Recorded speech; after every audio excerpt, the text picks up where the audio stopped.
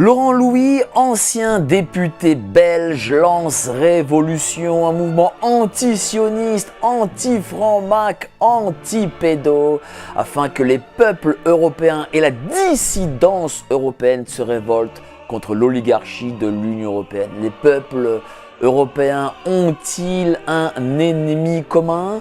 Comment unir la dissidence contre l'État profond ? L'Union européenne va-t-elle finir par tomber? À ces questions répondront Laurent Louis et Dr Laurence Kaiser. Vous êtes sur Géopolitique Profonde, générique. Nous sommes en guerre.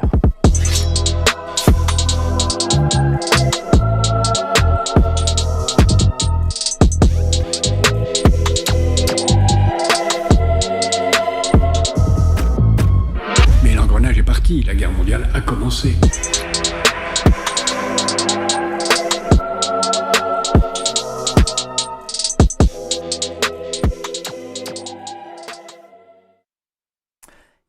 Il ne faut pas avoir peur. Bonsoir à tous, vous êtes sur Géopolitique Profonde, la chaîne qui est là pour remplacer les médias subventionnés. On va parler de dissidence, comme évidemment Apolline de Malherbe n'osera jamais le faire.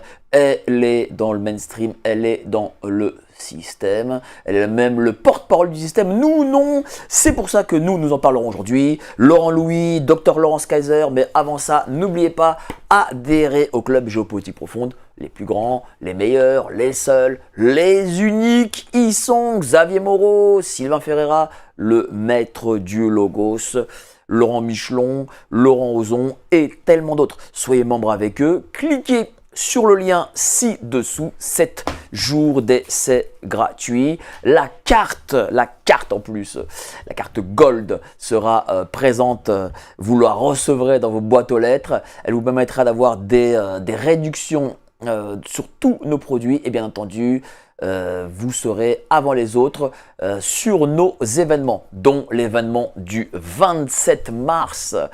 Géopolitique Profonde fête ses 400 000 abonnés. Venez nombreux, vous y retrouverez tous vos intervenants préférés, tous vos animateurs, vos journalistes, vos médecins. Tous ceux qui comptent dans la sphère seront présents. Vous cliquez sur le lien ci-dessous. Et pareil, voilà, essayez de le faire maintenant parce que entre nous, je pense qu'on n'aura pas assez de place. Ça peut être un peu comme l'année dernière au niveau des places, même si on a pris beaucoup plus grand. Donc là, vous pourrez rentrer beaucoup plus facilement. Mais voilà, j'ai peur qu'on ne puisse pas accueillir tout le monde. Donc allez-y, achetez votre billet et comme ça, vous serez présent avant les autres. Laurent Louis, je serais content de recevoir Laurence Kaiser, mais là je vais mettre vraiment les pieds dans le plat. Laurent Louis, vous avez été député belge, vous avez été compagnon de route des Dieudonné, Soral, etc. Là aujourd'hui, 10 ans après, il faut réunir toute cette dissidence parce qu'elle est un peu dispersée, si je puis dire. Exactement, il faut reconstruire ce que nous avions construit il y a 10 ans de cela. On a quand même organisé à l'époque le premier congrès de la dissidence. Tout le monde s'en souvient, ça a fait le tour du monde. Malheureusement, on n'a pas pu s'exprimer une seule seconde. Ce sont les autopompes qui nous ont dispersés. Mais mon objectif est toujours le même aujourd'hui, revenir pour unir la dissidence et combattre ce système en place qui détruit nos vies au quotidien. Qu'est-ce qui s'est passé là sur ces 10 dernières années ? Beaucoup d'oppression, beaucoup de difficultés, beaucoup d'ostracisme dans mon propre pays. Il fallait aussi digérer, voir le monde un peu s'écrouler, ce qui a été le cas, pour permettre aux gens de se réveiller. Parce que je pense qu'entre 2010 et 2014, les gens n'étaient pas réveillés assez. J'étais beaucoup trop en avance avec toutes les révélations que je faisais au Parlement. On m'a pris pour un fou à longueur de temps. Mais aujourd'hui, évidemment, après la crise Covid, après l'affaire Epstein, on se dit, finalement, il n'était pas aussi fou que ça, le Laurent Louis. On m'a conseillé d'aller dans des hôpitaux psychiatriques. C'était la ministre de la Santé de l'époque, Loretta Onkelings, qui m'avait conseillé cela en Belgique. ben, je pense qu'on a vu ce que ça a donné. Donc les gens se réveillent. Aujourd'hui, je pense que c'est le moment, en fait, après cette prise de conscience. Et c'est pour ça que je reviens avec révolution, parce que je pense que maintenant, il faut mettre en œuvre une révolution. Il faut dégager ces nuisibles qui nous rendent la vie horrible de par leurs décisions. Je pense que les gens ne se rendent pas compte à quel point les politiciens prennent des décisions qui vont à l'encontre de leurs intérêts. Si la vie est merdique aujourd'hui, c'est parce que leurs décisions le sont. Bah, il y a 10 ans, on parlait de anti-sionisme, anti-franc-maçon, anti-pédo, anti-état profond. Fallait le faire, là. Et j'imagine que ces 4 composantes, aujourd'hui, sont beaucoup plus puissantes. Ah oui, ça c'est sûr qu'on a perdu au cours de ces 10 dernières années.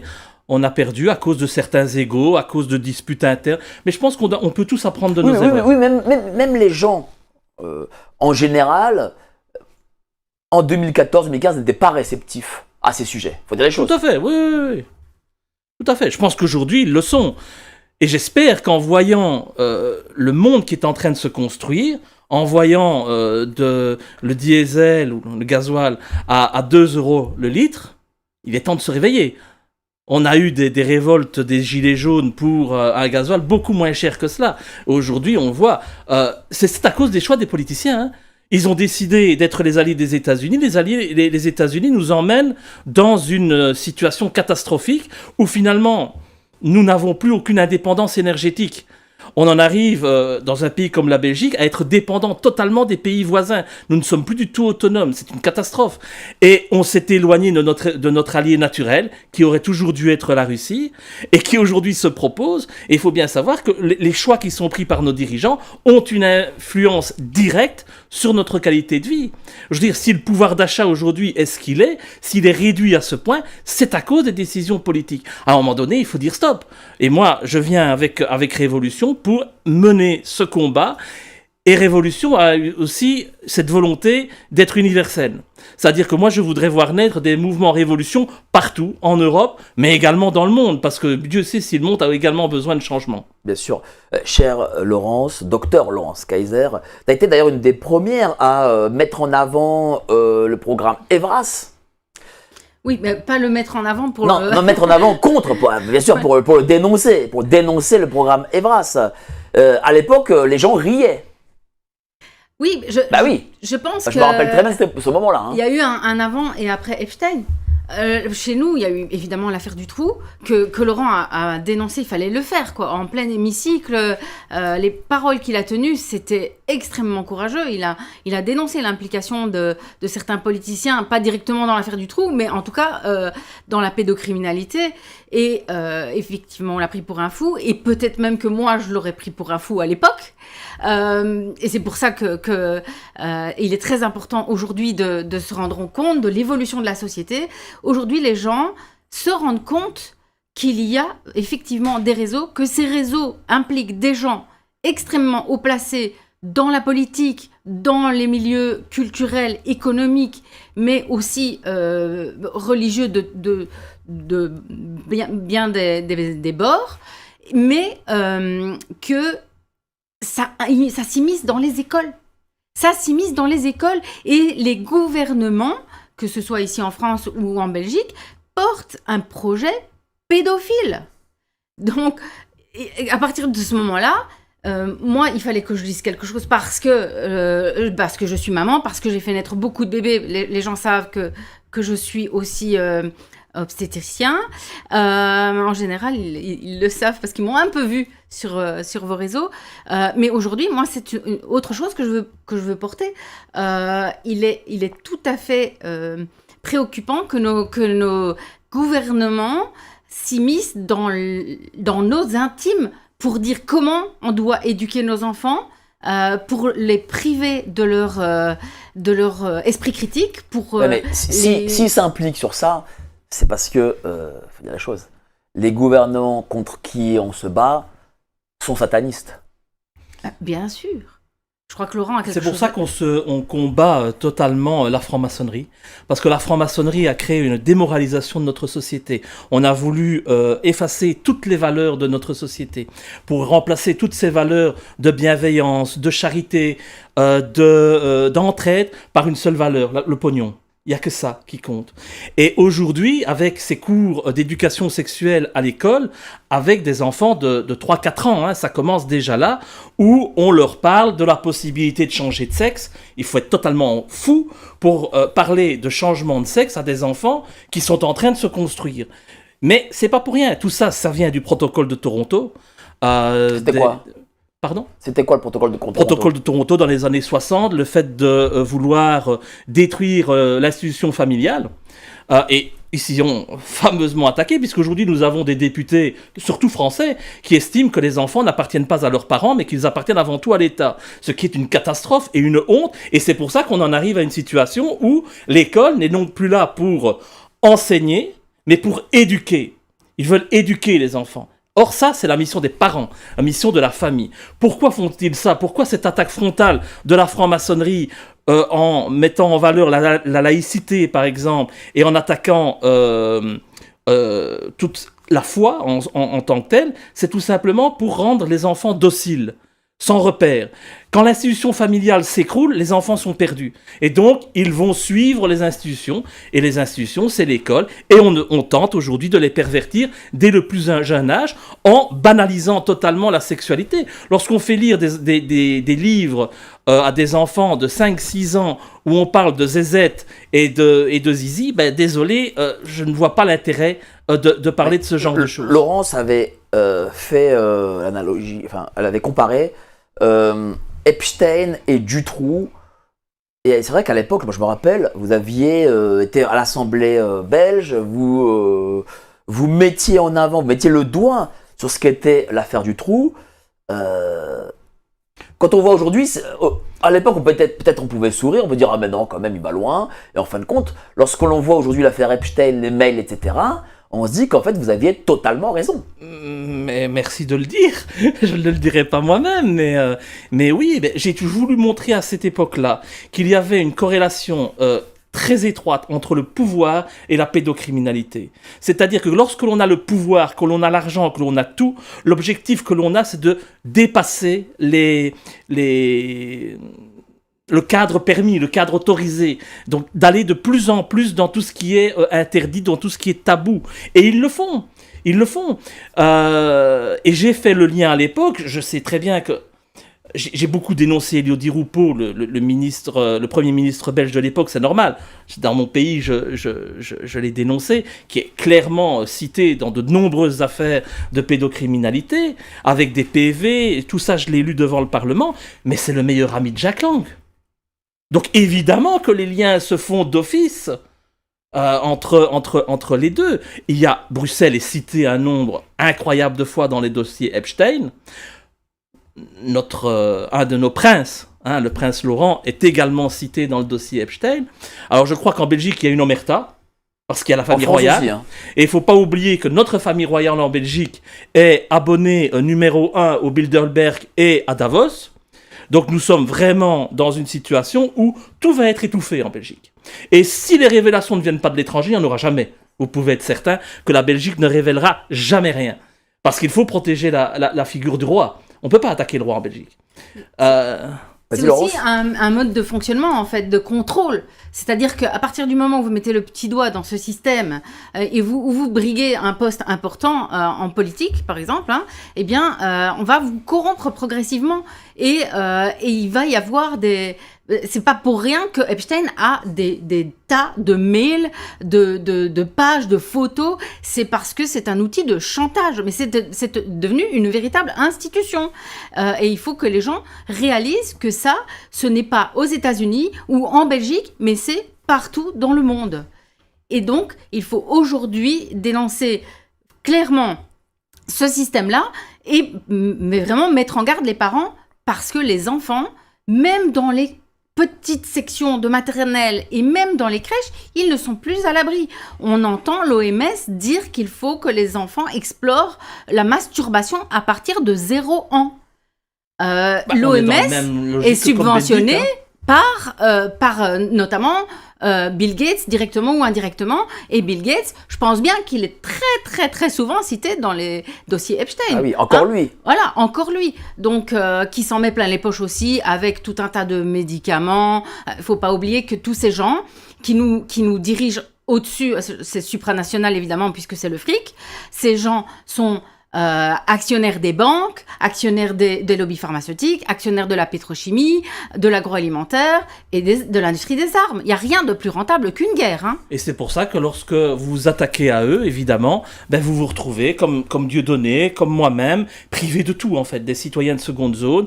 On n'a plus le droit d'exercer un travail, on n'a plus le droit d'avoir un compte bancaire, on n'a plus accès à rien, on est stigmatisé dans les médias à longueur de temps. Et donc, parce qu'ils ont la main sur tout. Pourquoi vous étiez député, mais ils vous ont empêché donc du coup de travailler, de vous réélire, bien sûr, j'imagine. Et puis ensuite, dans votre vie professionnelle, sociale. Ah, c'est un enfer. Hein. C'est impossible pour moi aujourd'hui de travailler correctement, normalement, comme tout le monde. J'ai essayé pendant 10 ans de trouver une voie. Mais c'est impossible, ils ont tout cadenassé, de toute façon tout est politisé. Je me suis retrouvé dans des situations où on m'a dit « Mais monsieur Louis, la seule chose qu'il y a à faire, c'est l'exil. » Mais je ne vais pas partir, parce que moi je n'ai strictement rien fait d'autre que de dire la vérité. Donc je continue le combat, je m'oppose, mais c'est frontal. Je vis dans une atmosphère d'insécurité permanente depuis 15 ans maintenant. Tout peut arriver. Attendez, comme ça. C'est-à-dire qu'on a essayé de vous assassiner ? Bon, au Parlement, on a essayé de m'empoisonner, oui. Vous empoisonnez au Parlement ? On m'a empoisonné au Parlement par rapport à l'eau, parce que dans les bureaux, on vous met des bouteilles d'eau tous les jours. Et oui, j'ai été empoisonné à ce niveau-là. Ça a été reconnu par l'hôpital, par les urgences d'ailleurs, parce qu'à un moment donné, j'en pouvais plus. J'avais des bouffées de chaleur en permanence. J'avais des problèmes avec mes ongles qui tombaient. Et on m'a dit, monsieur, c'est un empoisonnement. Bon, voilà, j'ai compris, j'ai changé mes habitudes par rapport à l'eau et j'ai compris que ça venait de là. Mais c'est grave. On a essayé de me mettre en prison en me mettant entre les mains du matériel pédopornographique parce que c'était mon combat. Et en 2012, aller faire comprendre aux gens qu'il pouvait exister des snuff movies où on met des enfants à mort, les gens ne pouvaient pas l'imaginer. Et donc, une fois, j'ai un gars qui est venu, c'était un franc-maçon d'ailleurs, et il m'a dit, voilà, j'ai été sur le dark web, donnez ça, montrez ça aux personnes qui vous suivent, pour montrer que oui, on tue des enfants en direct dans ce genre de soirée sataniste. Et le lendemain, j'avais une perquisition à la maison. Heureusement que j'avais jeté ces documents. Si on me retrouve le lendemain à la maison avec ces documents, je vais directement en prison. Pour détention de matériel pédopornographique. Et donc ça, ce sont toutes les pressions. Après, il y a toutes les menaces sionistes. Hein. J'ai quand même subi beaucoup avec le gars là, de Tel Aviv, dont j'ai oublié qui faisait ces fameux canulars téléphoniques. Et ça a été un enfer pendant tout un temps. Plusieurs fois, j'ai eu les forces d'intervention de la gendarmerie qui sont intervenues chez moi parce que j'avais soi-disant tué ma femme, parce que j'allais faire exploser la maison. Enfin, ça a été incroyable. Les pompes funèbres sont venues chez moi parce que soi-disant, ils venaient chercher Laurent Louis qui était mort. Donc tout ça, ce sont des menaces que j'ai subies. Les appels d'Israël avec des enfants qui vous chantent en hébreu des chansons mortuaires. J'ai vécu tout ça. On a tous vécu ça, et je pense que Dieudonné, Alain Soral, ils ont vécu exactement la même chose. Et donc c'est de cette oppression-là qu'il faut sortir, parce que c'est dur, et c'est pas évident de mettre en place un mouvement politique en disant on va combattre la franc-maçonnerie, parce que ça fait peur. Mais justement, si ça fait peur aux gens, c'est qu'il y a un problème. C'est bien qu'il y a un contre-pouvoir, enfin un pouvoir secret qui existe, et qui contrôle ce pays. Si la franc-maçonnerie n'avait pas toute cette puissance, elle ne ferait pas peur comme elle fait peur aujourd'hui. Et donc c'est pour ça qu'il faut absolument la combattre, tout comme il faut combattre le sionisme qui est abject, vu tout ce qui se passe aujourd'hui en Iran, mais aussi en Palestine, en Syrie, au Liban. C'est inimaginable de voir ça. On peut aujourd'hui bombarder des hôpitaux, bombarder des écoles, et on s'en sort finalement avec les félicitations de l'ONU. Non, C'est plus possible, c'est abject. On en arrive à une situation où on doit vomir. Aujourd'hui, partout dans la presse aujourd'hui, en Belgique, on nous parle d'une montée de l'antisémitisme. Mais comment voulez-vous que l'antisémitisme n'augmente pas quand on voit les massacres qui ont lieu à Gaza, en Iran ou au Liban? C'est normal. De quel droit peut-on comme ça se décider à envahir des pays qui sont souverains et décider qui doit diriger tel ou tel pays? C'est totalement abject, ça ne peut pas exister, et donc forcément que ça révolte la population. Et oui, il faut assumer aussi à un moment donné les actes qui sont commis par Israël. Si on décide d'être allié d'Israël, eh bien on fait partie de l'axe du mal. Et si on fait partie de l'axe du mal, ben, il faut pouvoir l'avouer. Malheureusement, nous vivons dans un monde où... Après, tous les juifs ne sont pas forcément... Bien sûr que non. On ne parle pas des juifs. Bien sûr que non. Bien sûr, non, parce qu'on a parlé d'antisémitisme. On a parlé d'antisémitisme. Ben, vous savez qu'ils font toujours l'amalgame à partir du moment où, dans la constitution de l'État d'Israël, on nous dit que c'est le peuple de la c'est le pays de la communauté juive. C'est un problème. Et déjà, ça, c'est pas normal. Puisque normalement, Israël doit se composer non seulement des Juifs, mais aussi des Palestiniens, des Arabes. Donc, c'est déjà eux qui violent la réalité du pays qu'ils ont créé. Artificiellement, certes, mais qu'ils ont créé quand même. Donc, c'est cet amalgame. Ils l'ont créé eux-mêmes. C'est eux qui ont voulu cet amalgame. Donc, c'est une protection efficace, hein. De tout à fait mélanger. Les gens ne comprennent pas que le judaïsme, c'est une religion et que le sionisme, c'est politique. Et finalement, dans une guerre, tous les peuples sont victimes. Mais ceux qui tirent les ficelles, ils sont dans les bureaux, ils sont pas sur le champ de bataille, et ils s'arrangent entre eux. Mais aujourd'hui, le but est quand même assez évident. En tout cas, le but premier, c'est qu'Israël retrouve les frontières bibliques. C'est assumé. Le grand Israël, quoi. Le grand Israël. Donc les voisins dérangent. Donc, quand vos voisins dérangent, soit vous leur demandez gentiment de déménager, soit vous leur tapez sur la gueule. Mais visiblement, en France, on pense pas pareil, puisque l'État veut, avec une nouvelle loi, faire l'amalgame entre antisionisme et antisémitisme en disant que c'est la même chose en fait. Ah oui. Mais c'est normal puisque ce sont les sionistes qui sont derrière tout ça. C'est évident qu'ils vont faire une loi pour se protéger. Mais aux ordres de qui sont nos dirigeants aujourd'hui? Qui a l'argent dans ce monde? Qui? Mais, bonne question. Ce sont ces sociétés secrètes comme les Illuminati, les francs-maçons et les sionistes. Ils tirent les ficelles et nos gouvernants sont des pantins. Donc on a plus du tout des gouvernements qui sont au service des populations. Les gens, ils doivent choisir aujourd'hui entre manger et se chauffer. Même avec 2 salaires, on n'arrive plus à boucler les fins de mois. Du coup, les enfants sont livrés aux griffes mais ça c'est très grave. En effet, le manque d'argent, ça c'est très grave, et les gens qui n'arrivent pas à boucler les gens qui n'arrivent pas à boucler le fin de mois, c'est très grave. Seulement, il y a encore une valeur pour moi qui est au-dessus, c'est les valeurs ancestrales, parce que même si nous roulions tous en Porsche, imaginons, on roule en Porsche, on a les moyens de rouler en Porsche, et on habitait 24 avenue Foch en voisin de Jeffrey Epstein, on aurait les moyens de le faire, imaginons. Eh ben, le fait qu'on nous impose l'inversion des valeurs, c'est plus grave pour moi que le fait que nous n'ayons plus d'argent. Mais c'est parce que nous vivons dans cette fable. Depuis la fin de la Seconde Guerre mondiale, on nous dit qu'on est dans le camp du bien et qu'on est du côté des gentils démocrates qui veulent sauver l'humanité et imposer la belle démocratie partout. Et donc on est dans cette fable. Or, on est dans l'axe du mal. C'est ce que j'essaye de faire comprendre à l'ensemble de mes compatriotes. L'axe du mal. L'axe du mal. C'est fort comme mot. Ah mais c'est ça. Quand on est allié avec un pays qui a osé utiliser la bombe atomique contre des populations civiles, et je parle des États-Unis, on fait partie de l'axe du mal. Quand on soutient et qu'on arme Israël, comme le fait la Belgique, on fait partie de l'axe du mal et il faut l'assumer. Le problème, c'est que nos pays ne l'assument pas. Ils font semblant de faire partie de l'axe du bien et ils font croire cette fable-là à la population, qui du coup continue à soutenir l'agresseur. On peut pas. Il faut à un moment donné sortir de cette logique-là. Et moi, je bouscule. mes compatriotes. Je veux les bousculer. Et si je voulais faire de la politique politicienne, je ne le ferais pas. Parce qu'il faut aller dans le sens du poil, pour avoir des voix, plaire à tout le monde. Je m'en fous totalement. Moi, ce qui compte avec Révolution, c'est d'aller au-delà de la politique. Faire des voix ne m'intéresse pas. Je veux ouvrir la conscience des gens et leur faire comprendre la réalité du monde dans lequel ils vivent. Pourquoi ce terme révolution? Je vous pose la question parce que la Révolution française, par exemple, est une révolution franc-maçonne. Franc-maçonne. Voilà. Tout à fait, mais c'est parce qu'il faut tout changer. Et dans le dictionnaire, lorsqu'on regarde quel est le mot qui représente au mieux un état de choses où on change tout, eh ben c'est la révolution. Alors après, on peut la révolution, on revient, on fait 365 degrés, on revient au même moment. Je connais tout ça, mais à un moment donné, il faut bien un mot. Et révolution, ben ça parle parce que en fait, il faut dégager tout ce qui est en place aujourd'hui au niveau politique.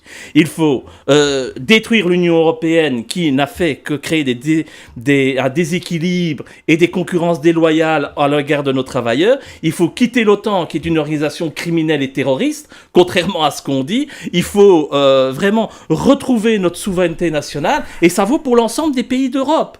Ça vaut pour la Belgique, ça vaut pour la France, ça vaut pour l'Espagne, l'Allemagne, tout ce que vous voulez. Il faut absolument arriver à cette situation-là. Révolution, c'est dire, on fait un grand nettoyage.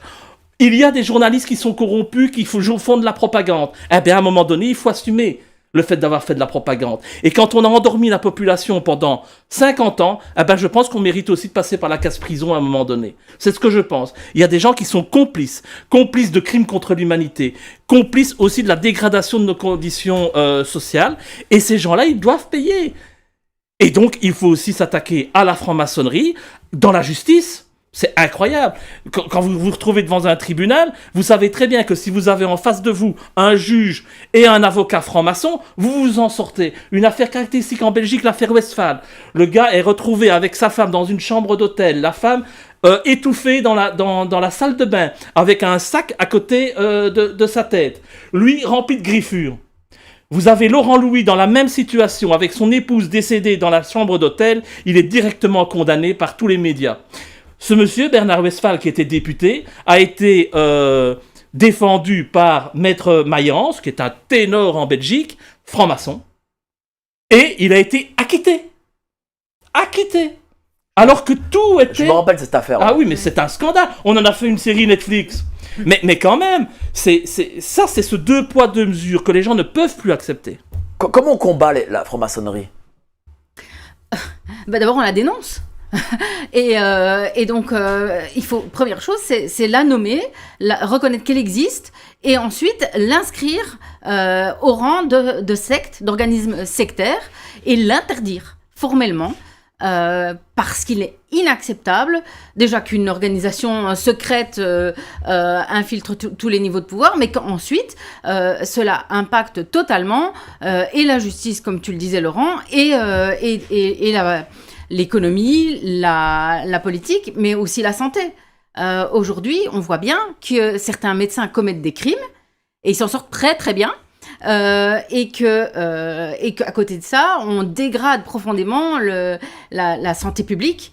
Vous aviez la meilleure médecine d'Europe, si pas du monde, et puis maintenant, mais regardez, vous avez des hôpitaux qui ferment les urgences, vous avez des gens qui attendent pendant 18 heures sans avoir à manger, sans avoir accès aux toilettes. Mais pendant ce temps-là, il y a des petits copains qui s'en mettent plein les poches, mais c'est absolument inacceptable. Et donc, pour moi, la franc-maçonnerie doit être dénoncée partout où elle est et interdite et reconnue comme secte. Et y compris au sein de l'islam. Comment ça? Les frères musulmans. Ah, ce sont des francs-maçons musulmans? mais bien sûr, c'est de la franc-maçonnerie de l'islam, et il faut aussi les combattre parce qu'ils s'immiscent, surtout dans une ville comme Bruxelles. Les frères musulmans sont fortement présents, et il faut aussi les combattre parce que voilà, c'est la même secte. Vous avez été député, vous avez vu tout ce monde de l'intérieur en tant que député. C'est quoi? C'est que les francs-maçons? Est-ce qu'il y a d'autres groupements?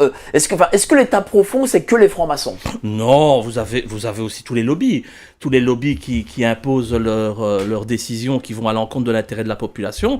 Vous avez tous ceux qui sont complices de pédocriminalité. Ça aussi, c'est une composante importante et ils se tiennent. Mais il n'y a pas que ça, il y a la corruption. La corruption, elle est énorme. on a connu l'Ukraine. L'Ukraine, aujourd'hui, toutes les aides envoyées à l'Ukraine, c'est une des formes les plus abouties de corruption qu'on puisse connaître. Ukraine. Combien n'y a-t-il pas eu de rétrocommission dans la poche de nos dirigeants européens Et l'Ukraine est quand même reconnue pour être une plateforme de Exactement. trafic d'armes et de trafic d'êtres humains. Exactement. Y compris donc des femmes et des bébés. Et des organes, enfin bon, voilà, donc... On voit très bien aussi qu'il y a un combat contre les valeurs morales dans notre société d'aujourd'hui. Pour preuve, le comportement que nous avons vis-à-vis de Vladimir Poutine. C'est aujourd'hui un des seuls dirigeants européens, parce que pour moi la Russie est en Europe, c'est un des seuls dirigeants européens qui ose encore parler de famille, de tradition, de valeurs, d'amour de son pays, de patriotisme. Le guide suprême iranien également. Parce que je sais qu'en Europe, on n'écoute pas. Hein, on voit toujours un visage renfrogné comme ça, et il y a une voix off. Exactement comme ils ont fait avec moi. Moi, on n'a jamais entendu à la télévision belge, on n'a jamais entendu un seul de mes propos, si ce n'est merci monsieur le pédophile à l'époque, parce qu'il fallait que ça crée le scandale. Mais ce guide suprême est un homme qui avait énormément de valeurs morales, qui nous parlait d'amour, qui dit, comme ça, lors d'une interview, d'une intervention publique, « Chère Marie, dites à vos femmes, je t'aime ». Quel est l'homme politique aujourd'hui qui nous parle de bienveillance? Quel est l'homme politique qui nous parle d'amour? Ils ne font que monter les gens les uns contre les autres. On vit dans une haine permanente. Il n'y a plus de bienveillance, il n'y a plus de bonhomie, il n'y a plus de joie de vivre. On a enfermé les gens dans un cauchemar permanent. Il fait gris en permanence dans nos maisons et dans nos esprits. Et ça, c'est pas pour rien, c'est pour transformer les gens en petits robots esclaves du système qui vont passer leur vie à aller travailler pour rembourser leur crédit. Et on n'a plus de perspectives positives. C'est parce qu'on nous a présenté ça comme une normalité. À partir du moment, et je suis quand même une femme qui a beaucoup travaillé, qui continue à travailler aujourd'hui, donc c'est peut-être paradoxal ce que je vais dire, mais à partir du moment où on a envoyé les femmes au travail, déjà on a fait la main basse sur les enfants, mais aussi on a pu les taxer, et c'est une main d'œuvre qui se défendait peut-être moins bien, parce que justement moins éduquée à la négociation, moins habituée au départ à gérer les salaires, à savoir combien je vaux au travail, et donc nous avons vu que là, l'attaque sur la famille, qui était prévue effectivement en 1789 déjà, parce que c'est à ce moment-là qu'ils ont dit que l'État a dit que les enfants lui appartenaient. Hein. Ça date de ce moment-là, qu'ils l'ont dit ouvertement. Probablement qu'ils le disaient déjà entre eux. Et donc, c'est à ce moment-là qu'ils ont vraiment pu mettre en place leur schéma de dégradation accélérée de la famille et de la société, des valeurs chrétiennes. Effectivement, en Belgique, je ne sais pas comment c'est chez vous, mais en Belgique, on n'a plus le droit d'avoir des congés de Pâques, de Noël, de Toussaint. C'est comment ça s'appelle maintenant?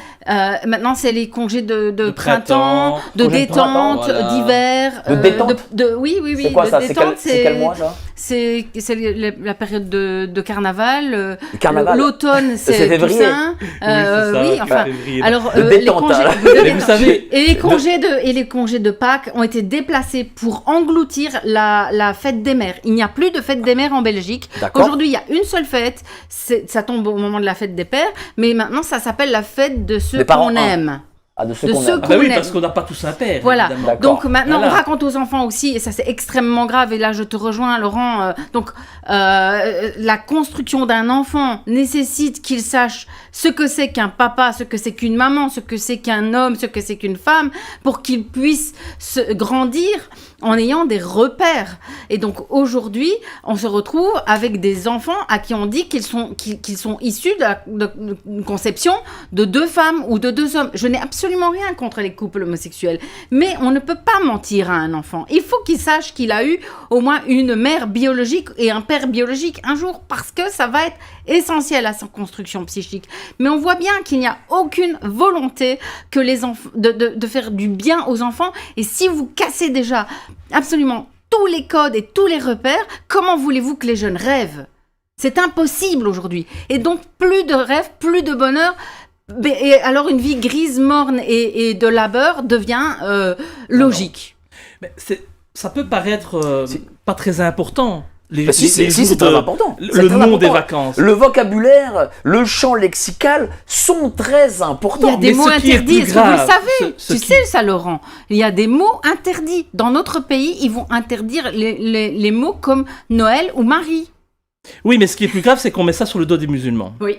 Et que nous avons... Et ça, Non, ce sont les satanistes qui Exactement. nous dirigent, faut dire les C'est- choses. c'est la franc-maçonnerie qui est derrière ça et qui est aidée par tous les partis de gauche qui veulent imposer le Ça veut dire wokisme. que et tout toutes cela. les républiques ne sont pas les mêmes, parce que la République française, c'est une république des Lumières, franc-mac, c'est une république qui a une spécificité par rapport à d'autres républiques dans le monde, et toutes les monarchies ne sont pas les mêmes, comme la vôtre, qui ne sont pas, on va dire, la monarchie des Bourbons, quoi. C'est une monarchie aussi, pareil, j'ai l'impression, franc-mac, Ah, bah, etc. totalement. Donc voilà, donc ça veut dire que Vous savez, c'est pas parce qu'on dit voilà on n'aime pas tel régime que ces régimes sont les mêmes et ça faut vraiment en parler et justifier ça parce que voilà votre monarchie elle est aussi on va dire pourrie que notre république. oh, oui, je pense qu'elle l'est même peut-être encore plus, parce que vous savez, à Bruxelles, vous avez le Palais Royal qui fait face au Parlement national, et au milieu, vous avez un parc. Et ce parc, sous quelle forme est-il construit? L'emblème de la franc-maçonnerie. Si vous le regardez Ah ouais. en hauteur, L'emblème c'est de la l'emblème de la franc-maçonnerie. franc-maçonnerie. Donc, l'équerre, le compas, c'est exactement cela. Donc, ça veut dire quoi? C'est l'emprise de la franc-maçonnerie sur le monde politique. Et vous êtes obligé d'entrer là-dedans. Si vous n'entrez pas là-dedans, vous êtes l'homme à abattre. Et donc, je peux déjà dire, attendez-vous à ce qu'il y ait beaucoup de saloperies qui soient dites sur mon nom dans les prochaines années. Parce que le mouvement Révolution va être le mouvement à abattre parce que nous osons dire les choses et on ose pointer du doigt les véritables responsables. Mais lorsque on met toutes ces attaques contre nos valeurs chrétiennes, parce que je le dis, la Belgique ou la France, ce sont des pays de culture chrétienne et on doit défendre notre culture chrétienne, quoi qu'il en soit. Mais ce n'est pas pour ça qu'il faut s'attaquer aux musulmans, à la communauté musulmane qui n'est en rien demandeuse de ces changements. J'ai beaucoup de personnes, de musulmans qui me disent « Nous, on met nos enfants dans des écoles catholiques parce qu'en Belgique, on a encore la chance d'avoir des écoles catholiques. On les met là parce qu'il y a encore certaines valeurs. » Ils n'ont aucun problème avec ça. Les musulmans de Belgique ne veulent pas une Belgique laïque. Ils veulent une Belgique chrétienne. Mais comme tous les médias, tous les mouvements politiques sont en train de dire oui mais vous voyez il faut être tolérant, il faut changer nos noms parce que si on met une crèche sur la grande place de Bruxelles on va porter atteinte à tous ceux qui ne sont pas chrétiens, on a beaucoup de musulmans et ça ce sont des mensonges et des mensonges criminels parce que si vous laissez poursuivre ça dans 10 ans vous avez la possibilité d'avoir des crimes au sein de communes comme Molenbeek ou autres où vous allez avoir des agressions racistes envers la communauté musulmane parce que les Belges en ont marre et on leur a désigné leur ennemi. Leur ennemi, il est à l'intérieur et c'est le musulman. Le musulman qui ne demande qu'une chose, c'est de vivre comme tout le monde. Je vais mettre les pieds dans le plat. Est-ce que là, on est à l'époque de l'arrivée de l'Antéchrist? Tous les signes sont là. C'est l'apocalypse. Tous les signes sont là. L'ère de la révélation. Qu'est-ce que tu en penses? Alors, moi qui ai grandi dans une famille qui avait des valeurs chrétiennes, mais qui n'avait pas de valeurs religieuses, je ne peux que constater aujourd'hui que tout converge. Et mes patientes, qu'elles soient catholiques ou musulmanes, le disent aussi. Nous sommes d'accord de tous les points, d'où qu'on parte, on se rend compte, ça converge. Donc effectivement, ici, il ne faut pas oublier que l'Antéchrist, c'est celui qui a donné la connaissance. Hein, le serpent, la pomme. Donc aujourd'hui, on a une espèce de folie scientiste. Hein, la science portée, sublimée comme étant la nouvelle religion, c'est contraire, c'est totalement antichristique en fait. Donc je ne suis évidemment pas contre la science, mais encore faut-il savoir ce qu'on appelle la science. Mais tu sais, le Christ s'est sacrifié pour le monde. Complètement. Et là, on le voit de plus en plus, on nous demande de nous sacrifier. On le voit là avec l'Iran, Russie, Ukraine, peut-être même des conflits qui vont se propager ailleurs. Hein. Se sacrifier aussi au niveau santé. Aussi, on peut quand même évoquer, je sais que aussi. tout le monde en a marre, mais il y avait quand même parlez-en. la crise Covid, c'était ça le leitmotiv, c'était penser aux autres, comme si l'humain était un amalgame d'une seule chose qui finalement est modulable, piquable, sacrifiable à merci. C'est très caractéristique des sociétés totalitaires. Hein, donc de se retrouver avec la vie humaine qui n'a plus aucune importance, aucune valeur. On a vu ça dans le bolchevisme, on a vu ça dans le nazisme, et il y a des exemples en Chine. Donc à l'époque de Mao, l'individu n'a plus aucune importance, et donc on peut le sacrifier sans souci pour le bien commun qui est décidé par qui. On va continuer cette discussion tous les trois, mais avant ça, les petites annonces.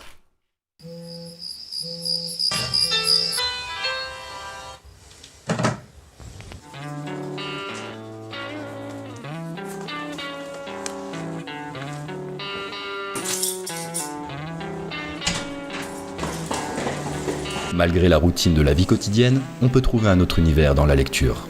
Un livre est une amitié, comme disait Proust. Il nous accompagne partout et nous transporte plus loin que nous pouvions espérer. Ça semble un peu cliché dit comme ça, mais oui, la lecture change la vie. C'est pourquoi avec Géopolitique Profonde, on vous propose notre revue mensuelle. En plus d'avoir les meilleures expertises sur les sujets essentiels de notre société, il y a aussi des solutions financières pour s'émanciper du système. On essaie de changer la vie de ceux qui nous lisent, intellectuellement comme matériellement. Quand les intérêts rencontrent la sympathie, c'est souvent une nouvelle amitié qui commence. Car on n'est pas là pour vous raconter des histoires, mais pour vous aider à écrire la vôtre.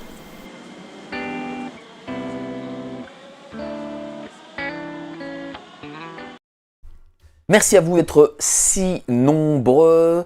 On va continuer cette discussion passionnante. Mais avant ça, n'oubliez pas, adhérez au club Géopolitique Profonde, les plus grands, les meilleurs, les seuls, les uniques qui sont Sylvain Moreau. Sylvain Ferreira, j'ai fait le mix. Sylvain Ferreira et Xavier Moreau. Xavier Moreau, le maître du Logos, bien entendu, Laurent Michelon, Laurent Ozon et tous les autres. Vous cliquez sur le lien ci-dessous. La carte Gold arrive d'ailleurs de ce pas dès que vous devenez membre. Et n'oubliez pas, la grande soirée du 27 mars, la très grande soirée Géopolitique Profonde des 400 000 abonnés, même si on est 430 000, mais on l'a fait, on vous l'a promis. Il y avait déjà celle de 300 000, maintenant il y a celle de 400 000. Vous cliquez sur le lien ci-dessous, vous vous y inscrivez, dépêchez-vous. Les places sont limitées. Vous y retrouvez vos intervenants préférés, vos journalistes préférés, animateurs, tout ce que vous voulez. Voilà, c'est vraiment, ce sera une soirée de fête. On a eu une discussion franche là pour le coup. Et là, je suis quand même, c'est quand même pareil, vous êtes ancien député, vous balancez tout là. Et vous avez eu des menaces, et vous n'avez pas peur que ça revienne, que vous n'êtes pas dit, tiens, bon quand même, j'ai mis cette vie de côté, du coup non, je vais pas y retourner. Moi j'ai la foi, donc Dieu est là pour me protéger. J'ai pas peur, advienne ce qui doit advenir. Au moins je peux me regarder dans un miroir, je peux me regarder en face, j'essaye de faire le bien, j'essaye de réveiller les gens, j'essaye d'attirer l'attention de mes concitoyens sur tout ce qui crée un problème aujourd'hui, et je continuerai à le faire jusqu'au bout. Je crois que c'est ma mission aujourd'hui et c'est ce qu'on attend de moi. On attend peut-être aussi de moi que j'essaye de rassembler aussi cette dissidence qui malheureusement depuis ces 10 dernières années s'est un peu effilochée. D'autres sont arrivés, d'autres sont venus nous rejoindre, c'est bien, mais je pense qu'il faut recréer une véritable force, un véritable contre-pouvoir. Et peut-être que les gens savent qu'à un moment donné, je me suis disputé avec Dieudonné. Où ça en est ça, tiens? Écoutez, ça a été difficile vous êtes revu, vous êtes serré la pince quand même. On ne s'est pas encore revu, mais du moins il m'a présenté ses excuses, et donc j'ai décidé de les accepter pour le bien de notre cause, parce que je pense qu'il est important qu'on puisse retravailler ensemble. À l'époque, nous avions quand même créé une force qui a fait trembler le pouvoir en place. Il y avait quelle époque avez-vous? Dieudonné, Soral, Marion Sigaud, Claire Sévrac. Oui. Feu Claire Sévrac. Exactement. Il y en avait tellement. Corinne Gouget, Pierre Jovanovic, Pierre Hillard. Jacob Cohen. Nous étions tous rassemblés à l'époque dans ce combat. Étienne Chouard, qui est très important pour moi, puisque c'est grâce à lui que j'ai ouvert les yeux. Hein. C'est grâce à Étienne Chouard que j'ai ouvert les yeux et que j'ai compris qu'on pouvait changer notre modèle démocratique. Vous avez ouvert les yeux quand? C'est-à-dire que vous étiez déjà député quand vous avez ouvert les yeux, ou c'était avant? Non, j'ai ouvert les yeux quand je suis arrivé au Parlement et que j'ai vu que ce Parlement était en fait un bordel et une salle de shoot. Qu'est-ce que vous avez vu dans ce Parlement? C'est des comportements intolérables. Parce que vous, votre Parlement, vous étiez, c'était l'Assemblée nationale de Bruxelles, mais bon, à côté, il y a l'autre Parlement européen, pour le coup, donc j'imagine ça doit être un peu lié, et j'imagine aussi que les parlements européens sont un peu les mêmes qu'à Bruxelles. Oui, bah voilà, écoutez, ça change oui. pas. Bah, donc qu'est-ce que vous avez vu? L'emprise des lobbies, le mensonge des médias. Mais vous avez parlé des salles de shoot, c'est quoi? C'est-à-dire que vous avez vu de la drogue? Ce sont des cocaïnomanes. Des cocaïnomanes? Mais bien sûr. Moi, vous savez, j'étais un citoyen dans ce Parlement. Parce que je suis arrivé par hasard au Parlement. J'ai pas honte de le dire. Et donc, avec qui je parlais? Pas avec des collègues députés, pas avec des ministres. Je parlais avec la dame qui nettoie les bureaux. Je parlais avec toutes ces petites mains qui font tourner l'institution politique. Et ces gens me disaient, mais monsieur Louis, vous ne pouvez pas imaginer ce que l'on doit voir dans les bureaux. Les essuies tachés de sperme à longueur de temps dans les bureaux des parlementaires. Les maris couche-toi là qui ne font que ça pour obtenir des postes. Ces députés et ministres qui sont drogués, qui ne fonctionnent pas. Mais vous avez vu le monde qu'ils ont créé? En Belgique, toutes les décisions se prennent en plein milieu de la nuit. Mais la nuit, c'est fait pour dormir. Mais c'est fou, hein. Et donc, comment on tient quand on ne dort pas? On se shoot, je suis désolé. C'est-à-dire quoi? Et ils prennent de la drogue? Mais bien sûr. Mais bien sûr. Mais vous avez vu les affaires en France avec toute cette drogue qui circule dernièrement, les chemsex, toutes ces choses-là. Attendez, je vais vous dire un truc, je ne sais pas si vous l'avez entendu parler. Monsieur Jeantet, conseiller de Paris, il a un poste important, hein, de Macron, pédocriminel, a avoué dans un PV police, donc c'est pas de la diffamation, qu'il avait comme fantasme de coucher, enfin de voir des migrants de 12 ans coucher avec des chiens. Ah oui, tout est possible. Oui. Dans Quand vous voyez que l'Espagne a rendu la zoophilie légale, je crois que c'est en 2022 ou 2023, en février D'accord. Oui, parce que c'est de l'amour. Donc c'est autorisé maintenant la zoophilie. Donc ils préparent le terrain. Alors ils font par petites touches. Ils testent des choses dans différents pays. En Espagne ils ont testé ça. En Italie ils ont testé les points pour les bons et les mauvais citoyens. Ils ont testé des camps de rétention pendant la crise Covid là pour les non vaccinés en Australie. Ils ont confisqué les comptes bancaires au Canada. C'est mondial. C'est mondial, mais ce sont les mêmes à la manœuvre. Et il faut qu'on en ait conscience. Et il n'y a aucune limite à partir du moment où vous êtes au-dessus des lois, où vous vous considérez comme au-dessus des lois. La seule chose qui va encore vous faire frissonner, c'est de briser les tabous les plus sacrés de la vie. C'est-à-dire effracter les enfants, les violenter et mais là regarde y compris avec des animaux. Bien sûr, mais les tuer, les rituels, torturer, tout ça, quoi. Et les rituels et boire du sang, manger de la chair humaine. Mais il y a des stars de Hollywood qui disent que ça se fait. On a eu l'actrice Megan Fox qui a avoué il y a quelques temps de cela, grande actrice américaine, hein, d'ailleurs très jolie aussi pour le coup. Qui expliquait qu'ils buvaient du sang. Mais vous voyez dans quel état ils sont maintenant. C'est pas pour rien qu'un des trafics les plus importants, c'est les mineurs non accompagnés, les mineurs étrangers non accompagnés. Les adultes sont mis dans des centres fermés, les adultes sans papier, tandis que les mineurs non accompagnés sont mis à l'hôtel, sans aucun encadrement, et on leur donne une aumône tous les jours. Combien ne disparaissent pas? Et l'ASE, Aujourd'hui, ça, c'est de la chair fraîche Chez vous. fraîche pour les réseaux pédocriminels. Est-ce que les réseaux chez vous, pédocriminels... on a justement, il y a Vas-y. je ne sais plus quel juge français a dénoncé l'ASE comme étant un bordel. Donc le nombre de jeunes qui sont pris à leur famille, parfois avec des prétextes extrêmement fallacieux, pas toujours bien sûr, hein, et qui se prostituent. Vous avez un réseau de prostitution dans l'ASE. Bah oui, 15 000, c'était sur le Parisien. Voilà. C'était sur le Parisien. Pour le coup, c'est reconnu. Donc vous avez vu de la drogue. La drogue, on en a retrouvé aussi lors de perquisitions au ministère de l'Enseignement. Belge. Bien sûr, des grosses quantités. D'ailleurs, la ministre a dû s'en expliquer. C'était soi-disant un collaborateur, évidemment. Et alors, Toujours. quelle sanction? Aucune. Aucune, Ah ben non. aucune. On a retrouvé aussi de la drogue lors d'une perquisition chez Marie Arena, qui est une députée européenne, socialiste. Et tout passe comme ça. Mais moi, ce que je trouve fou, c'est que voilà, tout ça sort. Mais bon, les gens, même en Belgique, ils n'ont pas l'air ultra choqués, quoi. Parce qu'on leur a inculqué cette fable depuis très très longtemps et les gens, c'est difficile de se remettre en question. C'est un choc, hein. Il y a beaucoup de personnes qui s'éveillent et qui tombent dans la déprime parce qu'on ne voit pas quelle solution trouver.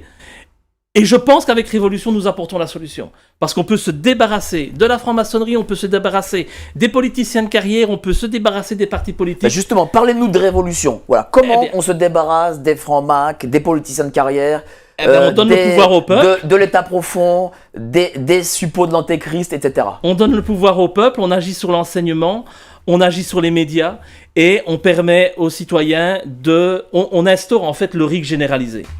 Et on permet à tous les citoyens de voter directement sur un téléphone, sur un smartphone, sur une application.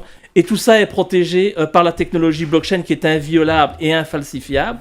Vous pouvez voter, proposer, amender des lois et vous pouvez nommer un gouvernement aussi avec la même application. Et lorsque le ministre ne respecte pas ses promesses, eh ben vous l'éjectez. C'est comme Koh-Lanta, c'est la même chose. Et est-ce que les révolutions vont aussi servir, parce que c'est ça aussi qui importe les gens qui nous regardent, parce que Révolution, bon, c'est belge, mais ce qui importe aussi, j'imagine, les gens qui nous regardent ici en France, c'est aussi l'union des dissidents. Oui.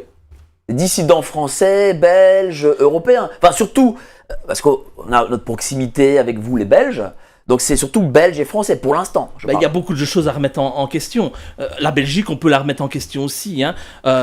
C'est un pays artificiel, on est plus proche de la France. Bon, moi, je ne veux pas que Révolution soit un mouvement belge, je veux que ce soit un mouvement qui se propage. C'est pour ça que j'ai contacté des gens en France avec des personnes qui sont intéressées par le développement d'un mouvement Révolution, en Suisse également. Et donc, j'espère que ça va faire des petits, parce que ce qu'on leur propose là, c'est une première mondiale. Jamais on n'a trouvé de solution d'alternative à cette démocrature qu'on nous a instaurée et qu'on nous a imposée. C'est très facile de critiquer. On peut tous critiquer. La France insoumise le fait très bien en France. Mais il n'y a pas de solution. Et donc on se retrouve comme avec les mouvements poujadistes, où on a des députés, mais en fait on se remet dans le système, on fait exactement les mêmes que les autres, et après on va lasser la population, qui va voter pour les mêmes ordures qu'auparavant. Eh bien là on a une solution très simple, on supprime tous ces nuisibles et on donne le pouvoir au peuple. C'est possible aujourd'hui grâce à la technologie. La technologie, elle peut être négative si elle est utilisée par un pouvoir malveillant. Mais si elle est utilisée par un pouvoir bienveillant, elle peut apporter énormément de liberté. C'est comme la médecine en fait.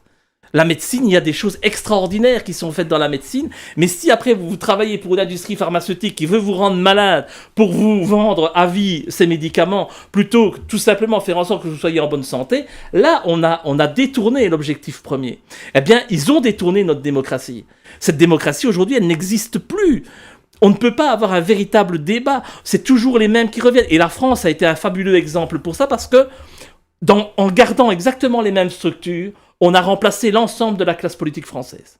En 10 ans, il n'y a plus personne qui était là il y a 25 ans. Ils ont remplacé tout le monde. Macron est arrivé en disant « Oh, on va révolution, on va tout changer, on va tout C'est modifier. ça que lui, Macron a écrit Révolution. Oui, un oui, livre, hein. je sais. C'est vrai. Mais il a créé une révolution, c'est-à-dire qu'il a créé une révolution où on gouverne par le 49-3. C'est quand même une révolution. Il a mis un terme au pouvoir du Parlement. Donc c'est une véritable révolution qu'il a mis en œuvre. Mais c'est une révolution inversée pour le pouvoir, pour l'autocratie. Et c'est exactement ce que nous combattons.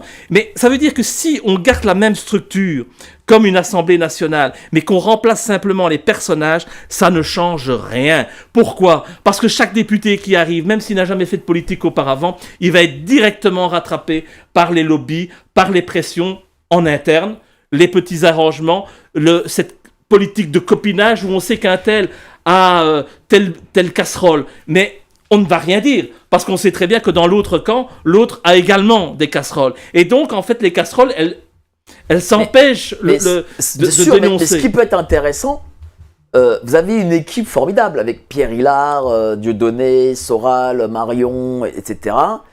Ce serait peut-être aussi de reconstituer cette équipe avec peut-être, pourquoi pas, des nouveaux, quoi, en plus. Ah ben moi je lance un appel. Nous avons des élections européennes en 2029.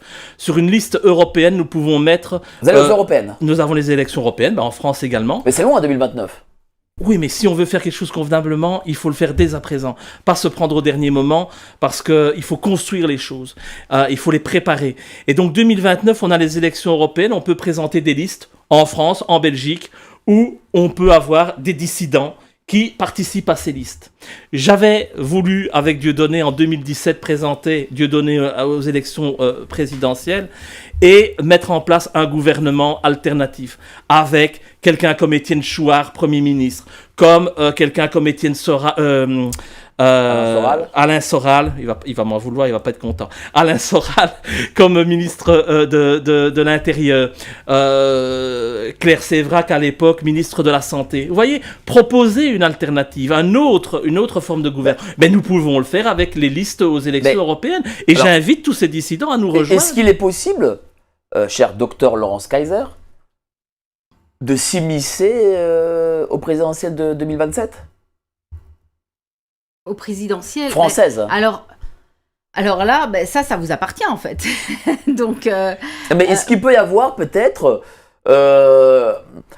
mouvement révolution, des mouvements dissidents ici, mais en tout cas, quelque chose, une sorte de coalition qui ferait monter la sauce pour 2027 ? Je pense qu'il y a possibilité de discuter ce qu'ils n'ont jamais voulu faire entre François Asselineau, Nicolas Dupont-Aignan et Philippot.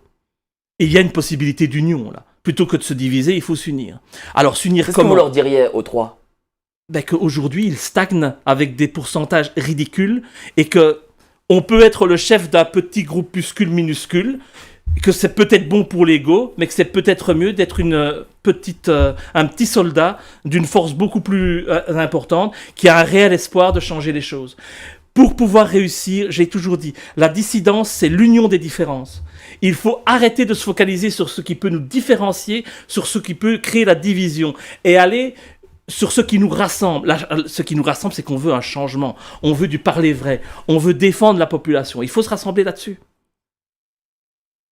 J'ai déjà essayé, avec certaines personnes, c'est difficile, mais regardez où on en est. Nous sommes ici avec des Sarah Gnafo. C'est quand même la porte-parole du sionisme aujourd'hui. Et elle se débrouille très bien. C'est la prodige de Attali. C'est la future candidate aux élections présidentielles et c'est certainement une des futures présidentes peut-être. Ah bon ? Bien sûr. Qu'est-ce Elle est qui vous fait dire préparée ça ? pour ça. Vous avez vu la force médiatique, vous avez vu la puissance de sa campagne électorale pour les municipales à Paris. C'est extraordinaire. Vous avez une campagne de pub qui coûte des centaines de milliers d'euros, qui sont financés évidemment par une communauté. C'est ça. Une communauté qui veut prendre Paris. Si vous laissez Paris entre les mains d'une communauté qui rend des comptes à Tel Aviv, vous n'êtes plus en France. Vous détruisez la France de facto. Alors, elle a énormément de talent. On peut s'en inspirer, oui, mais on doit la combattre. Tout comme on doit combattre Mélenchon. Et aujourd'hui, c'est ça la France. Mais la France, cher Laurent, ça va être peut-être Glucksmann contre Bardella au second tour. Alors là, Je vais rester. Mais non, mais Bah, c'est nous vrai, non, sommes mais- Je vais passer la non, parole à Laurent parce que. non, mais faut dire une chose, parce pas qu'en fait, grand chose à dire. non, mais ce que je veux dire, c'est que on a l'impression qu'en France, peut-être comme en Belgique, le système, malgré tout, même s'il vacille parfois un peu, avance totalement ses pions et qu'il n'a pas face à lui d'opposition, quoi. Parce Oui. que, voilà, On a créé des produits. Oui. On a créé des produits politiques. Bardella est un produit politique. C'est un bébé que l'on a formé, exactement comme Sarah Gnafo. Vous avez là le petit couple, des vrais politiciens qui disent la vérité et qui sont naturels, il n'y en a plus. Aujourd'hui, Bardella, on lui apprend à serrer la main, on lui apprend à sourire. En Belgique, nous avons la même chose avec des Georges-Louis Boucher ou des Paul Magnette, que vous avez d'ailleurs connu en France, qui a failli être tête de liste pour les listes socialistes à l'Europe il y a quelques temps. Donc on a créé un formatage.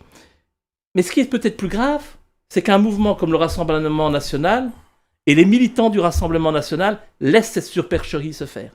Parce que je pense aujourd'hui que ceux qui se disent les héritiers de Jean-Marie Le Pen, eh bien, ils doivent franchement être malades en voyant ce que devient le Rassemblement National avec Bardella à sa tête. Hein. Parce qu'on l'a construit. On a construit cet homme pour aller à la présidentielle et Marine Le Pen s'est laissée faire. Elle a abdiqué aujourd'hui. C'est une Ils ont les réalité. moyens de créer de fausses oppositions, en fait. Et c'est bien anticipé. Et donc, tout ça, c'est du théâtre. On est dans une grande pièce de théâtre et les acteurs ont leur rôle bien en tête et les moyens sont mis en œuvre pour que on ne voit même plus les ficelles et qu'on ne se rende pas compte parce qu'on nous occupe toute la journée. Et donc on nous crée des fausses haines, on nous donne des hommes de paille à détester et ça fait le jeu du pouvoir. C'est un très beau laboratoire, la France. Hein. Vous avez là quelque chose d'extraordinaire. Vous avez ce qu'on appelle la droite, moi je ne sais pas ce que c'est exactement, mais la droite qui soutient le sionisme et Israël, alors que, évidemment, Jean-Marie Le Pen n'a jamais été dans cette voie-là. C'est vrai. Et vous avez l'extrême gauche qui représente des musulmans, et vous avez des chocs. Et ils se détestent. On agresse des gens sur les marchés quand on fait de la campagne électorale parce qu'ils sont soi-disant de droite ou parce qu'ils sont de gauche. On crée la division. Ce sont des acteurs de division. Et donc nous, au sein de la diffidence, nous devons être des acteurs d'unité. Quels sont pour vous les nouveaux visages, la dissidence qui pourrait vous rejoindre? Oh, ben je pense qu'il y a toute une... Il y a Laurence Kayser, par exemple, que j'ai Qui est découvert... déjà là. Non, que j'ai découvert grâce à ses interventions par rapport à la crise Covid. Je pense à Chloé Framery. D'accord. Je pense à Amélie Paul également. Parce que sur des Français. sur les Français. Les Français. Il y a pas de Français, là. Vous en connaissez des Français? Moi, je ne connais pas énormément. Je parle de professeur Des Raoult. nouveaux, ouais. Donc, non, moi, je pense que justement, les anciens ont l'expérience. Par exemple, Idrissa Berkane. Idrissa Berkane, oui, très bien. Idrissa Berkane, oui, bien sûr. Mais moi, je vais rester avec ceux que je connais qui, pour moi, ont fait leurs preuves. Non, mais je dis pas qu'il faut dire au revoir à Dieudonné et Soral, ou à Marion Sigaud, Pierre Jovanovic et tout, mais là, vous aviez créé la Dream Team de 2014, avec les mêmes aussi, et plus quelques gens, vous pouvez recréer une nouvelle Dream Team. Bien sûr, on est tout à fait ouvert à cela, et je pense qu'il y a des gens qui ont fait leurs preuves. Je pense aussi au niveau politique qu'on peut aller un peu plus loin et qu'on peut rassembler de manière un peu plus large aussi. Maintenant, citer des noms, c'est un peu compliqué parce qu'on va toujours en oublier l'un ou l'autre. Ouais. Donc, ah oui, parce que les gens sont susceptibles. Faut mieux pas faire de jaloux, je connais les égos. Ah ouais, me dites rien. Méfions-nous de... Pardon, je retire ma question. Ils se reconnaîtront. Voilà. Ils se reconnaîtront, ils sont les Je retire ma question. Parce que sinon, ça va être très compliqué. Non, je pense qu'il faut justement essayer d'effacer ces guerres d'ego, et on a aussi besoin de médias. Donc l'œuvre que vous faites est très importante, avec la qualité de vos émissions, c'est très important de nous aider également dans cette mission-là. Les médias ont un rôle important à en jouer.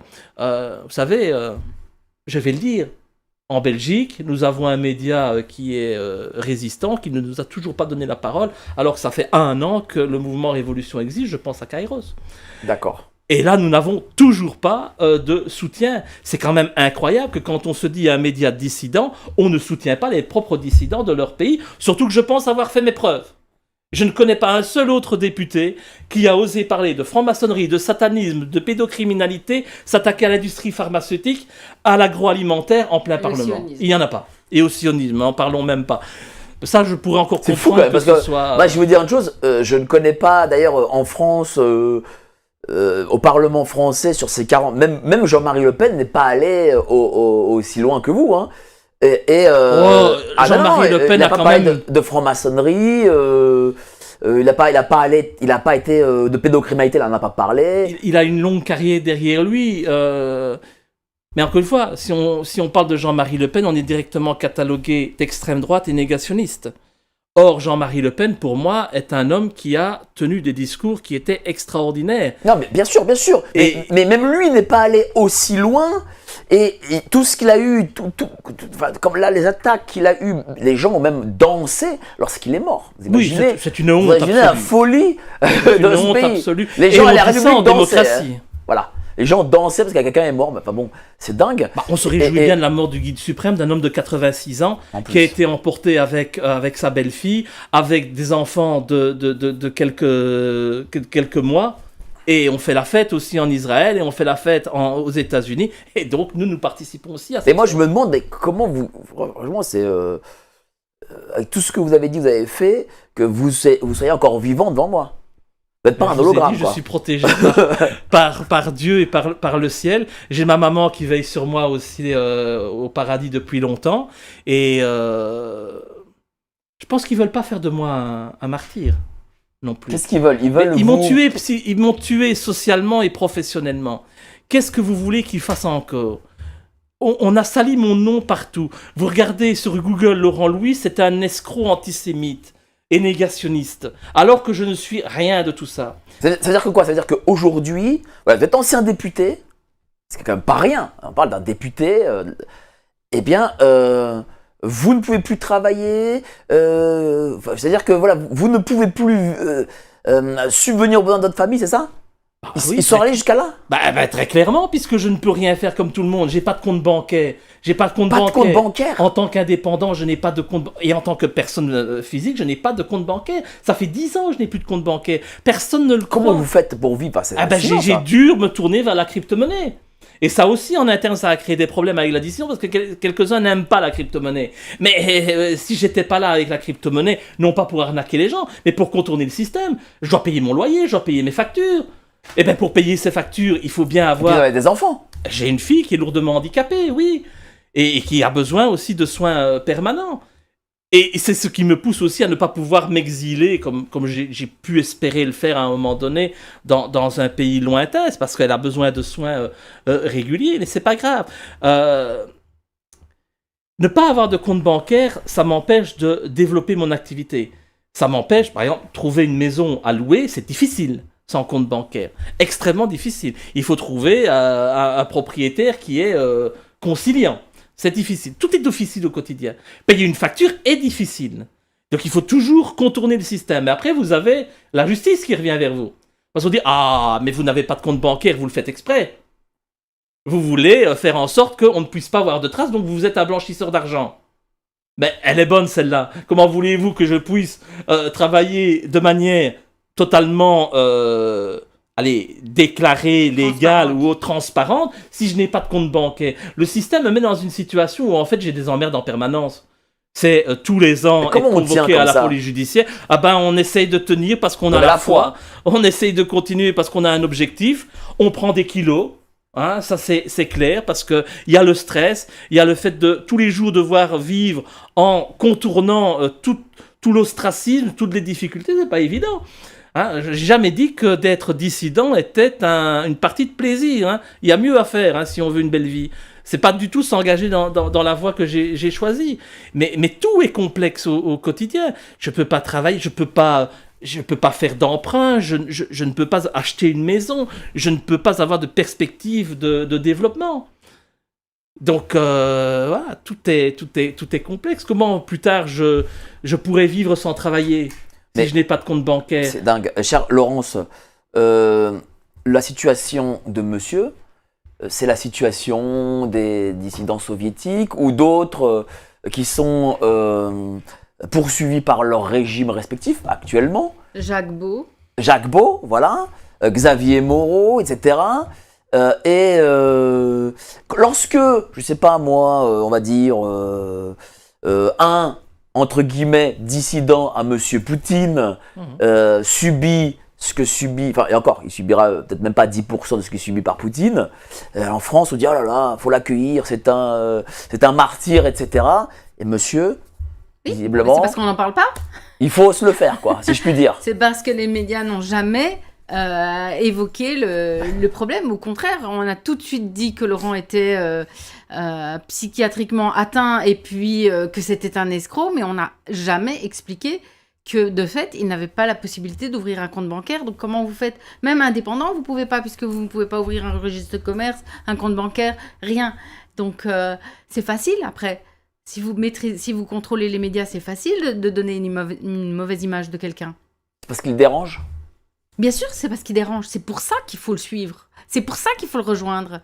Parce que justement, lui, il a fait peur. Et il fait peur encore. Je me souviens bien, il y a au printemps, on était allé à Bruxelles soutenir quelqu'un qui organisait une manifestation, mais on était 30, je crois. On était vraiment une toute petite, une petite poignée. Eh bien, il y avait la sécurité de l'État qui s'était déplacée pour Laurent, parce que Laurent était là. La sécurité de l'État, c'est votre DGSE.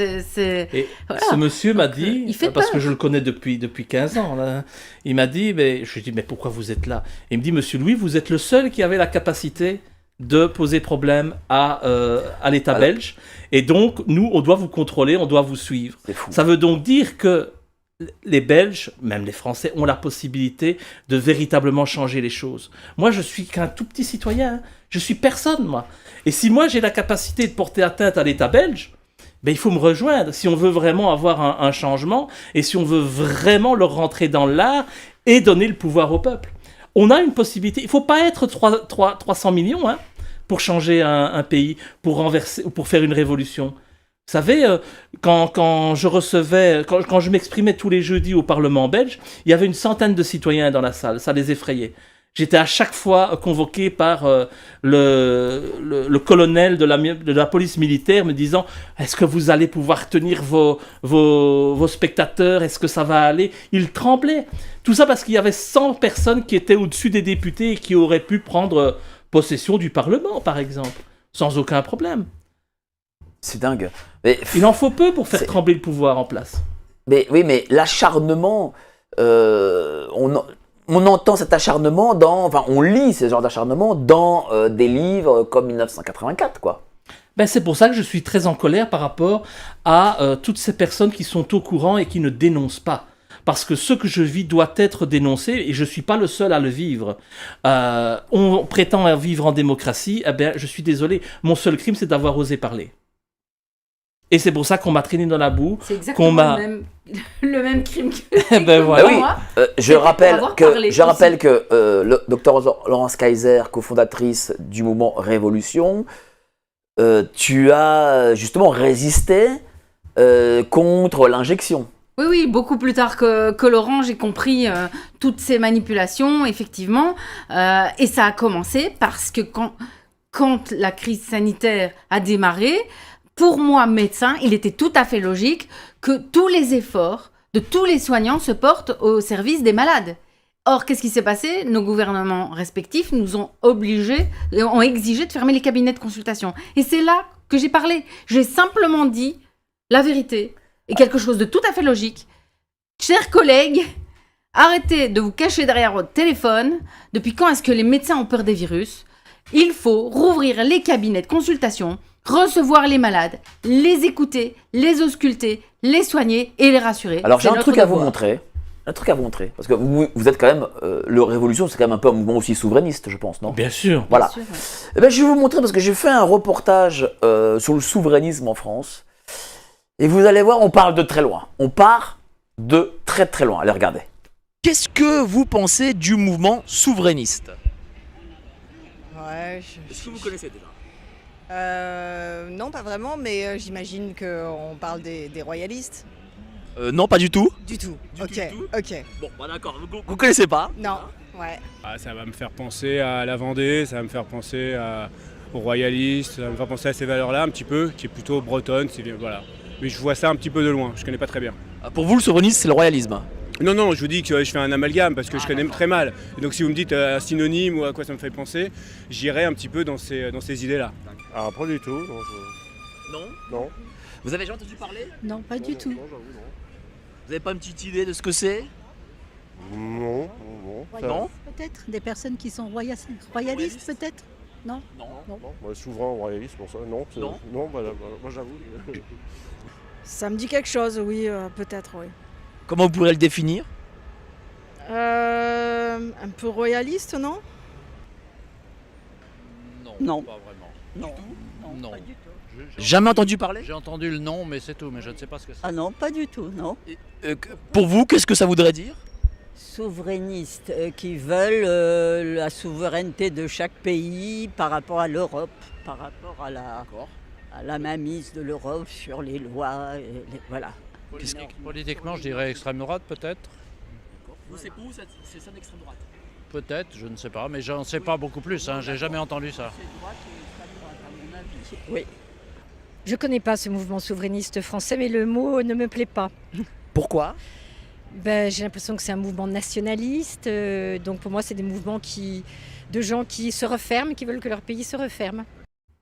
Alors, c'est un extrait de GPTV Investigation, donc allez voir ce reportage que j'ai fait durant l'été. J'ai eu nombre de personnes et toutes m'ont dit que c'était le royalisme, l'extrême droite, machin, parce que personne ne sait ce que c'est souverainiste. Enfin, c'est hallucinant. Et d'ailleurs, tiens, pour la petite histoire, vous savez que lorsque je fais mes reportages, pour que les gens me répondent, parce que sinon ils ne me répondraient pas, je leur dis bonjour, c'est la télé belge, j'ai des questions à poser. Je vous jure, c'est vrai. Je ne sais pas pourquoi, la télé belge, On pardonne ça va, aux Belges. ça va, on a le droit de... voilà. Et donc je dis, ils me disent, oui mais vous êtes où? Bah vous savez, je suis sur la box 80, Orange, en Wallonie. Ah bah ok, d'accord. Non, mais je vous dis, je fais ça et ça passe. Parce que quand je dis pas que je suis belge, les gens ne veulent pas répondre, je sais pas pourquoi. Bon, c'est comme ça. Mais regardez, on parle quand même de très très loin. Enfin, je ne sais pas si les chiffres seraient pareils en Belgique, mais regarde, vous avez entendu ce que les gens disent? C'est édifiant et c'est un peu logique, puisque les gens ne savent pas ce que c'est que le souverainisme. Mais Ils vivent faire en permanence depuis la Seconde Guerre mondiale dans une colonie américaine qui ne dit pas son nom. Donc ils ne sont pas habitués à être souverains, à décider de par eux-mêmes, à prendre des choix, à prendre des décisions. Tout nous est imposé. On a appris à l'école, c'est l'impuissance apprise. Donc les gens n'ont même pas l'idée que ça pourrait exister. Vous savez, c'est toujours la même chose. Être patriote, aimer son pays, être nationaliste, ce que normalement tout le monde doit être, c'est directement extrême droite, c'est mal vu. Je suis désolé. C'est pareil chez vous en fait. Oui. Bah, souverainisme, on ne parlait même pas de souverainisme. En Belgique, on ne connaît pas ça. Hein. Bah voilà, en France non plus. Hein. Voilà. Vous voyez. Déjà, patriote, on ne connaît pas non plus beaucoup parce qu'il n'y a pas beaucoup de patriotisme en Belgique, puisque c'est un pays un peu artificiel. C'est bien de le dire. Et le nationalisme est très mal vu puisqu'il porte la cause du séparatisme flamand. Donc, c'est encore particulier.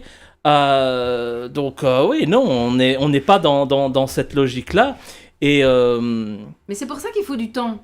C'est pour ça que c'est bien de maintenant construire pour informer, aller à la rencontre des citoyens et leur apprendre ce qu'ils n'apprendront jamais dans les médias mainstream.